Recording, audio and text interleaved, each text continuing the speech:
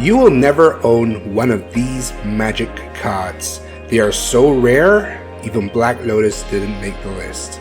Before we begin, let's have some honorable mentions. First up, the Heroes of the Realm cards. They are special cards given exclusively to Wizards employees. They may look like magic cards, but they do not have a magic card back. As such, for this list, I don't consider them to be magic cards. Similarly, we have Richard Garfield's event cards. These are distributed by the creator of Magic himself. Some of these aren't exactly cards, as they are stickers placed on top of magic cards. Some have print runs that are too large to make this list, and others have an unknown amount of cards in circulation, so I'm excluding the event cards from this list. Lastly, we have the Robot Chicken cards, which were a sticker placed on a magic card that was given to Robot Chicken riders for their help, of which there are only 6 in existence.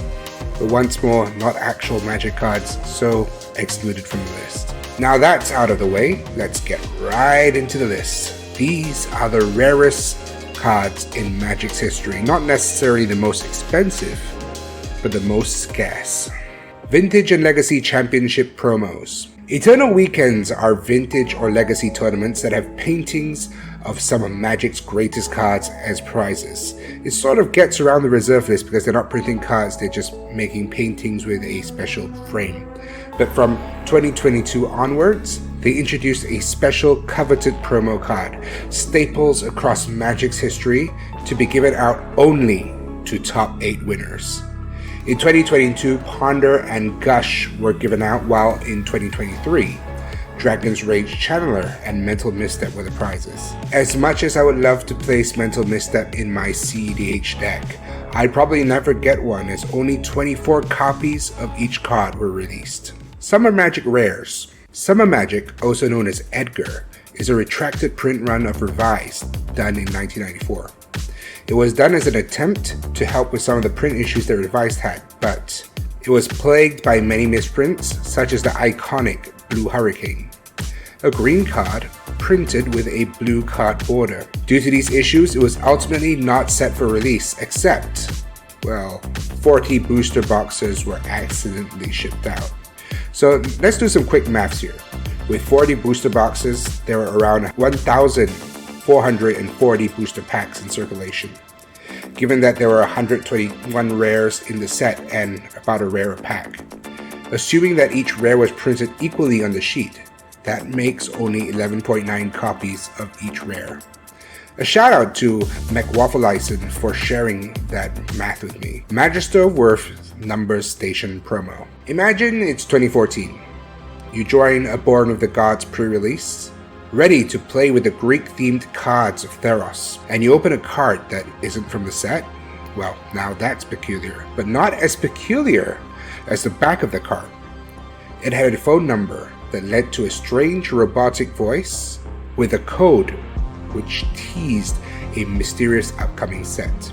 This viral campaign by Wizards only had 20 of these special Magister of Worth promos made, and only 10 were distributed. Frankly, I wish Magic did this more often. Karlov Manor's mystery was fun though.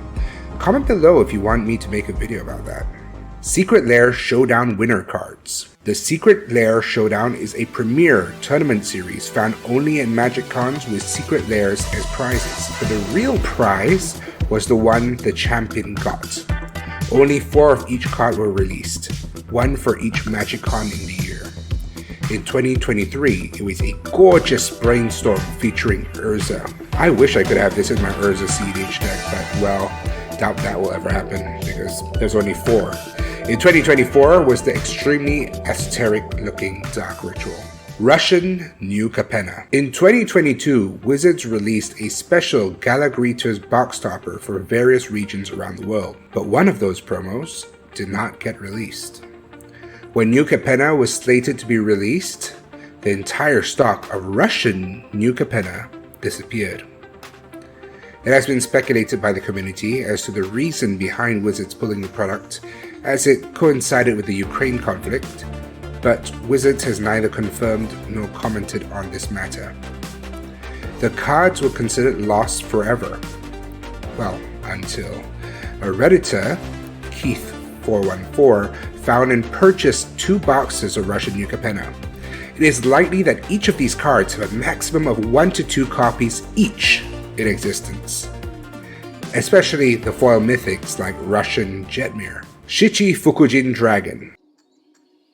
This card was made to celebrate the opening of the Tokyo DCI Center, and all but 1 copy on the sheet it was printed on were destroyed, making this a truly unique one-of-a-kind card. While originally displayed at the DCI Tournament Center, once it closed down in 2003, it has since moved to the Hobby Japan head office. If you're at an event in Japan, you may be lucky because the card is occasionally displayed at events too. 1996 World Champion. This card was awarded to the champion of Magic's World Championship in 1996, Tom Chanpeng. He won despite his deck running no blue mana due to an error in his submitted deck list, so cards like Sleight of Hand were completely dead cards in his hand. The deck was meant to run a Darker Waste to give him access to blue mana, but due to a deck list error, he had to swap them out for basic planes. This special card is encased in lucite on top of a floating silver globe. In 2001, it was sold for $17,500, and in 2016, it was listed for $200,000 on eBay. Post the Enchanter. Meet Post Malone. He feels like just a rock star, he's a sunflower enthusiast, and an avid Magic fan. For Posty's birthday in July 2021, Wizards gave him a foil, alternate art version of one of his favorite commanders. This special version of Zur the Enchanter was made just for him. Funnily enough, it was graded as an 8 by PSA, so way to go, WotC QC. When Post Malone's Secret Lair was released, a version of Post the Enchanter was included, but Post's copy is the only one with the extended art treatment. The One of One Ring. In 2023, Magic the Gathering was forever changed with its first full Universes Beyond set, introducing powerful new cards to formats such as Modern, Legacy, and Commander. Introducing Magic the Gathering Universes Beyond The Lord of the Rings Tales of Middle-earth. Wow, that was a mouthful. It introduced format staples like Orcish Bowmasters and of course, the One Ring.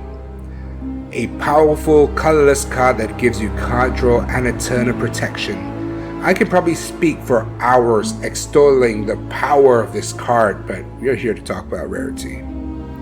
The One Ring has many different printings and treatments, but there was always one ring to rule them all. Enter the One of One Ring. The one of one copy of the One Ring, written in Elvish script, is the rarest serialized Magic card so far. It was hidden away in the Lord of the Ring collector boosters, until Brooke Trafton of Toronto opened it. Many offers were made for this piece of Magic's history, but with $2.6 million, this card ultimately once again went to Post Malone. And that is our list of the rarest cards in Magic's history. What is your favorite rare Magic card? Before I sign off, I'd like to give a huge thanks to Magic Librarities for recording and documenting so much of Magic's history. I put a link to the website in the description box below. Anyways, thank you and good night.